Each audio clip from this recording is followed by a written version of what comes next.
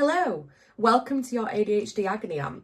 So I'm assuming the reason you're here is because you're interested in ADHD or you have ADHD or potentially you just like me. Hello. But basically today's video is to kind of tell you my story, to tell you that I didn't get diagnosed until I was 27. I'm still 27. And to kind of tell you the steps that have got me to this point, because I hope that by telling you all this and sharing my story, it's hopefully going to help other people who also are maybe feeling like they have ADHD and didn't know, or maybe just thinking something isn't quite the same as everyone around them. And by me sharing my story, maybe that will help you. Maybe it'll just be entertaining. Maybe it won't. I don't know. But here we go.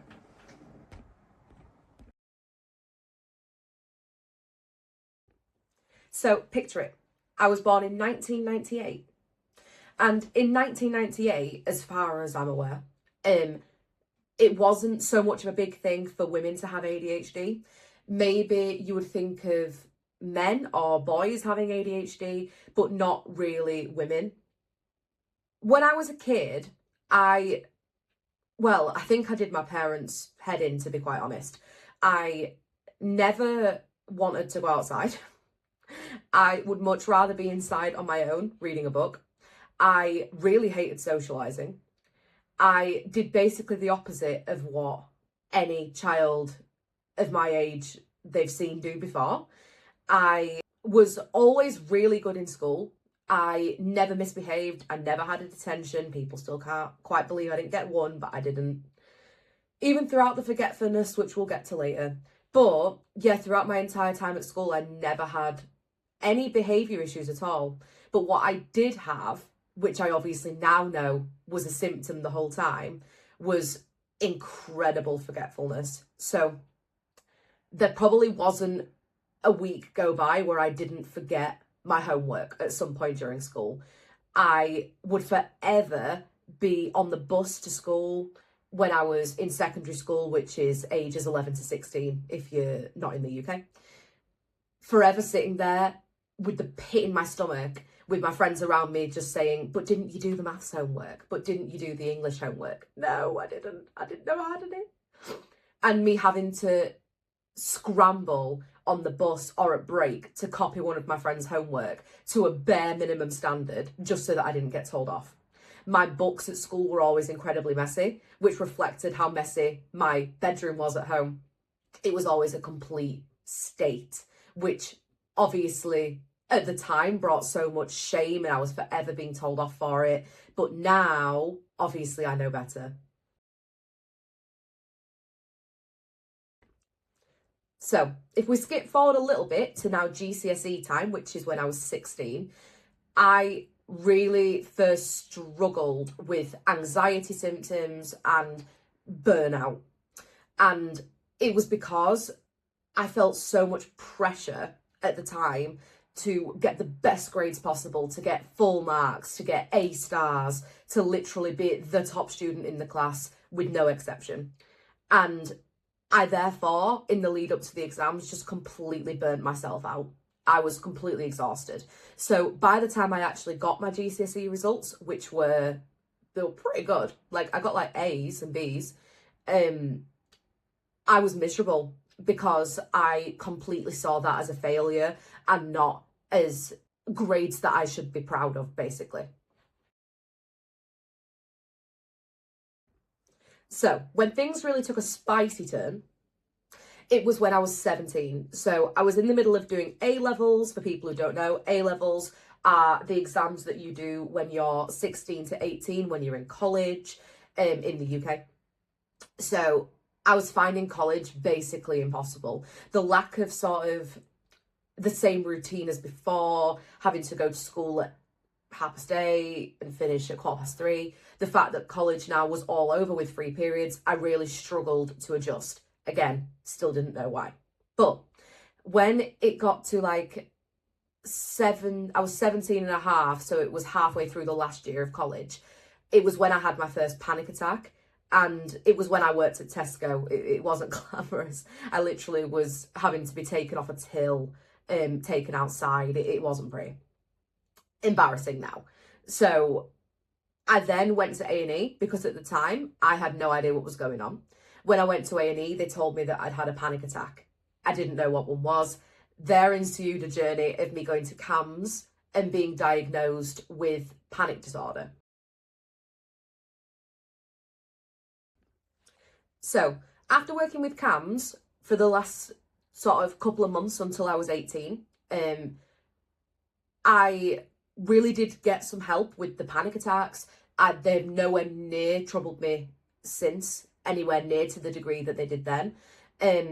But I left there still feeling like there was more, still feeling like, okay, this has tackled a little bit, but nowhere near has tackled everything. So next couple of years pass, great. But then it gets to lockdown and I have a complete breakdown. I don't know if it was triggered by lockdown, but I think it was triggered by a series of events leading up to that point. So I then completely reevaluate my life, get a different therapist, and then realise, actually, there's so much more from my past that I need to tackle, which I then did. But even after that, even after being in therapy for many years and having significant improvements, I still knew there was something else. So the really pivotal moment that completely changed my life was deciding to become a teacher. So that isn't something I'd ever dreamed of at all. I loved doing it then, but it's something I never even thought of. So I did my teacher training in 2022 to 2023 after working as a teaching assistant for a couple of years in a school before. And it was through the teacher training and then subsequently being a science teacher, shout out Mrs. F Science, that I basically realised, oh, all these students around me who do have ADHD, those students who are struggling, there's something I really relate to about them. And I couldn't quite put my finger on why. I always seem to have a better relationship with those students that were neurodivergent. I seemed to be able to speak to them on a level that other teachers couldn't. And I didn't at this point know why. So go to 2025. So I get a new therapist who is wonderful, who I still have now. And I'm preparing towards my wedding, which was in August of 2025. And I want to tackle the fact that I still know something is missing. And over the years, I had started watching wonderful channels such as these two, ADHD Love and the ADHD Chatter podcast. I absolutely love them, not affiliated with them, but I just think they're wonderful. And the more I saw channels such as that speak about ADHD, especially in women, it made me realise, oh, I do have really quite a lot of similarities to these guys. So I've done a couple of online ADHD checking tests. The ADHD UK one is one of the best ones.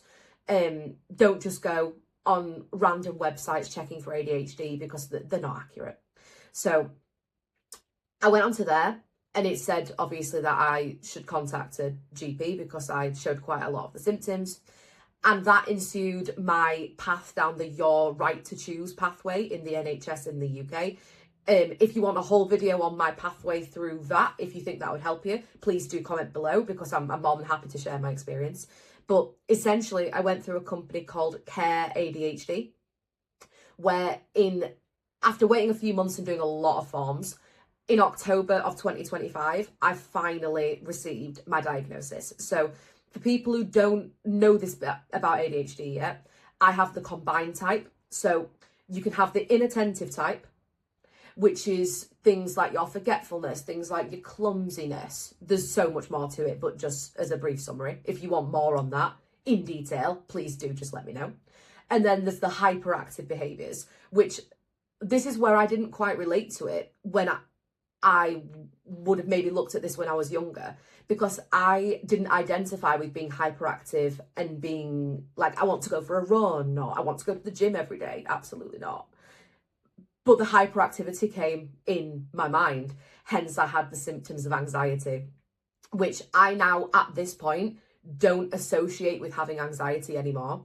I just think the whole time I had the overthinking and racing thoughts of ADHD. So that's been an interesting revolution. But since I've been diagnosed, in October of 2025, my entire life has completely changed. I'm now no longer a teacher in a school because I realised I'd been masking the whole time, and that as much as I love the kids, as much as I loved being a teacher in a secondary school, the setting is so difficult just personally for me while I was figuring out all my ADHD symptoms. So I now work from home and it is so much better suited to me.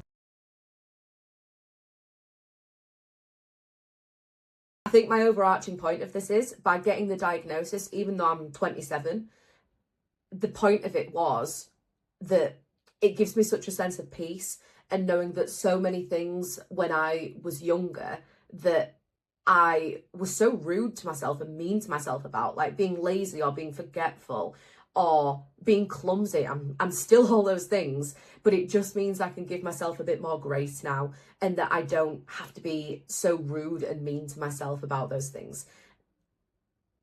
As you'll see on the daily ADHD moments of the day, those things all still happen, but now I can see them in a more comedic and funny light because I'm just not being so horrible to myself about them anymore. So I really hope this video was helpful. If you feel like I've missed anything or like you'd like more details on something, please comment below. I'm more than happy to. But I just more than anything hope that this has been really helpful for somebody, whether you have ADHD or not, whether you're questioning if you do. I just really hope that by listening to me and me sharing my story, it's hopefully been some use to somebody. Okay, stay tuned for my shorts. Yeah, see you soon. Bye.